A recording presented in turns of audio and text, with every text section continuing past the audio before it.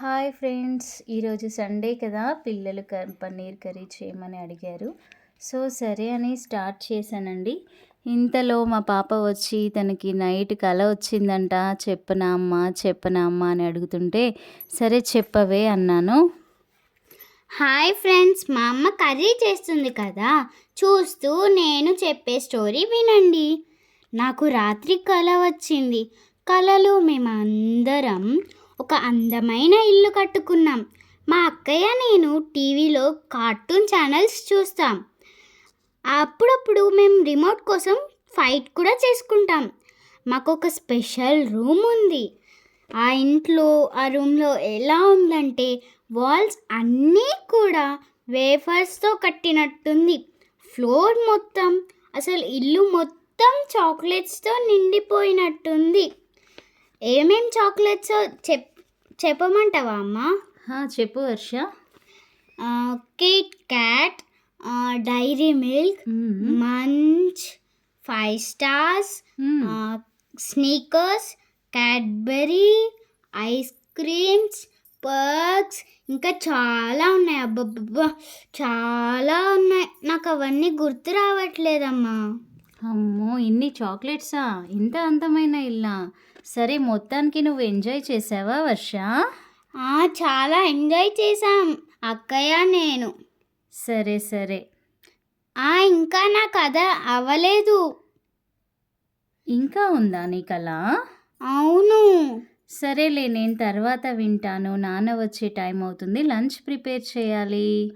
సరే, కర్రీ అయ్యాక పిలువు, మొత్తం స్టోరీ చెప్తాను, సరేనా? Okay okay. చూశారు కదండి మా వర్ష అల్లరి. చాలా అల్లరి పిల్లండి బాబు. అయినా పిల్లలంటే అలాగే ఉండాలి కదా, ఏమంటారు ఫ్రెండ్స్? మీ పిల్లలు కూడా ఇంతేనా? అయినా పిల్లలుంటేనే ఇంట్లో చాలా సందడిగా ఉంటుంది కదండి. నా పిల్లలైతే నాతో ఉండరండి. ఇప్పుడైతే హాలిడేస్ కాబట్టి నా దగ్గర ఉన్నారు. వీళ్ళు యాక్చువల్గా మంచిర్యాలలో వాళ్ళ అమ్మమ్మ దగ్గర ఉంటారు. అదే మా అమ్మ దగ్గర ఉంటారండి. నిజంగా పిల్లల్ని చాలా మిస్ అవుతూ ఉంటాను, కానీ తప్పదు. సరే సరే, కర్రీ ఎలా చేస్తున్నానో చూశారు కదా. ఫస్ట్ నెయ్యి వేసి అందులో నేను కట్ చేసిన పన్నీర్ పీసెస్ని అయితే వేయించానండి. కాస్త ఉప్పు కాస్త కారం వేసి వేయించాను. మళ్ళీ అదే ప్యాన్లో నేను ఆయిల్ కానీ నెయ్యి కానీ వేసేసి అందులో టమాటాలు ప్లస్ కట్ చేసిన ఆనియన్స్ వేసి వేయించానండి. సో అది చల్లారిన తర్వాత వేయించిన పల్లీలు, ఆనియన్, టమాటో అన్నీ కలిపి మిక్సీ పట్టేశాను. సో మళ్ళీ ఒక ప్యాన్ పెట్టేసి అందులో ఇంకొంచెం ఆయిల్ పోసేసి అందులో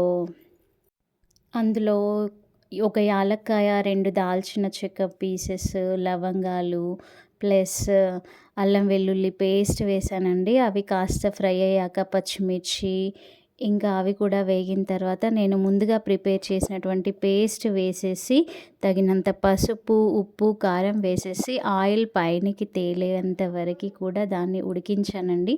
సో దాని తర్వాత ముందుగా ఫ్రై చేసి పెట్టినటువంటి పన్నీర్ పీసెస్ ఉన్నాయి కదా, వీటిని యాడ్ చేశాను. సో మధ్యలో మనకి అవసరమైతే కాస్త వాటర్ కూడా వేసి మరిగించుకోవచ్చు. ఈ వాటర్తో అది మంచి గ్రేవీ లాగా తయారవుతుందండి. సో దీనికి కాంబినేషన్గా నేను చపాతీలు చేస్తున్నాను. చపాతీలకైతేనే ఈ కర్రీ చాలా బాగుంటుందండి. రైస్ అయితే బిర్యానీ చేయాలి. సో ఇప్పుడంత టైం లేదు కాబట్టి plain rice with chapati prepare చేస్తున్నాను. సో ఫైనల్గా కర్రీ అయితే ఈ కలర్, ఈ టెక్స్చర్ వచ్చిందండి. చూడండి ఎలా ఉందో కామెంట్ చేయండి. Thanks for watching.